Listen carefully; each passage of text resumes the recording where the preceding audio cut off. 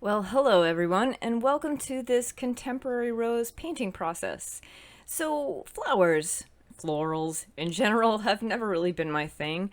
I don't think I have ever painted a flower as a focal point on a canvas before in my life, and I started wondering why that is. And I think part of it is because you don't paint things that you don't paint often. I've always been more into portraits and animals and all things like that, but as far as flowers are concerned, I've always considered them to be sort of boring, like lacking any kind of personality or movement. And so I thought, okay, well, now is the time.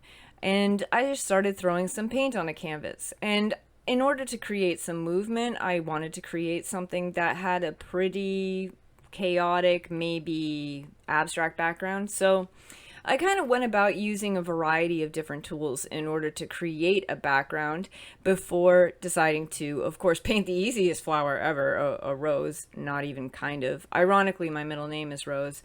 That does not mean you can automatically paint roses, apparently, even if it's in your name. But here we are, and I am painting a flower as a focal point, a rose, if you will. Now, the abstract part is really fun for me, and I think that that's part of the reason why I started out this way, because I don't really care for painting flowers, so doing something really fun and expressive to begin with was a great way of starting out this painting. Oh, and by the way, I do have an hour-long tutorial on Patreon if you're interested in painting along with me, where I explain every step, my entire palette, and everything that goes along with it. I also will give you the photo of the finished painting so that if you do want to recreate this painting, you totally can. All right, so getting back into this, I think it's really important when you've been painting any kind of like photorealism or really refined artwork to get into a place where you can just loosen up and have fun with your artwork. And this is one of those processes where it was extremely free flowing. There wasn't really a huge planning process that went into this, especially with when it came to the background.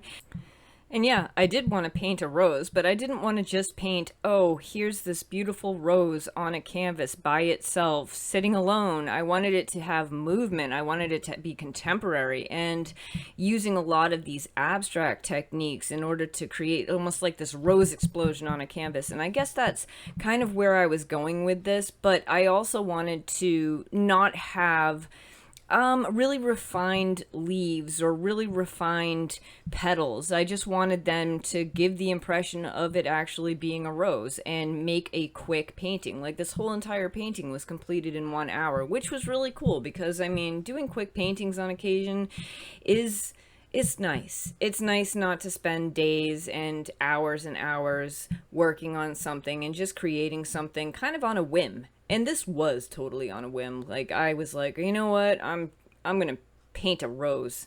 Damn it. And so that's exactly what I went about doing. Now, a lot of what I'm using for this painting, like I used fluid acrylics for this whole entire painting just because they kind of spread out really nicely, and you can also get some really fine lines with them if you want to. It's also really easy to get texture or this look of texture onto the canvas without having really thick layers of paint that you have to wait to dry in order to put the next layer of paint on. And I could just continue to layer. So that's why I used the fluid acrylics for this painting, because I really wanted to make a quick painting.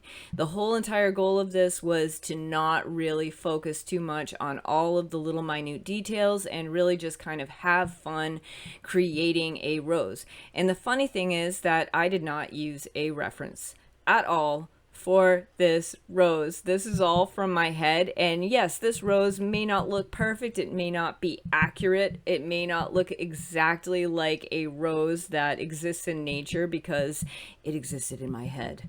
But apparently this is what my brain thinks a rose looks like. And I think it's a pretty fair assessment that it resembles one.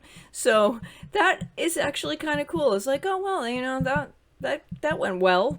So I think that when I use reference photos, a lot of times I get caught up in all of the minute details, which makes a painting take much longer to complete.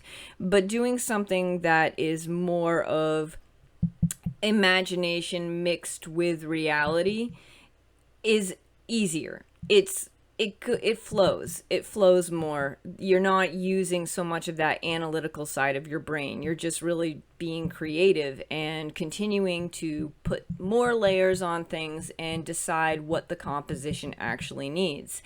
So I changed the background, I lighten up the background, and I decided, I think, at some point that it was like, oh, I need to have the background a little bit lighter because I want to have some different colors coming off of it. I also wanted to have some of the leaves that you could see just really dark against a lighter background, and then adding more just brush strokes in order to create the highlights and the shadows and everything that I would think a rose would have. So this was so much fun to do, and I definitely have a love of flowers that I did not have going into this painting. Not that I don't love flowers. I think they're beautiful. I think that they add so much vibrancy to the world around us. It's just painting them, I always considered them to be relatively boring until I just decided to go at it with a completely abstract mind. And this worked really, really well for me. Just kind of putting different brush strokes on and creating the movement in the background by using a whole bunch of different colors. I don't know how anyone else feels about florals, and for those of you who absolutely love painting flowers, I admire you. I can admire beautiful paintings of flowers, but the actual process of painting flowers, I've never really enjoyed, and maybe it's because I hadn't found the way that I like to paint them.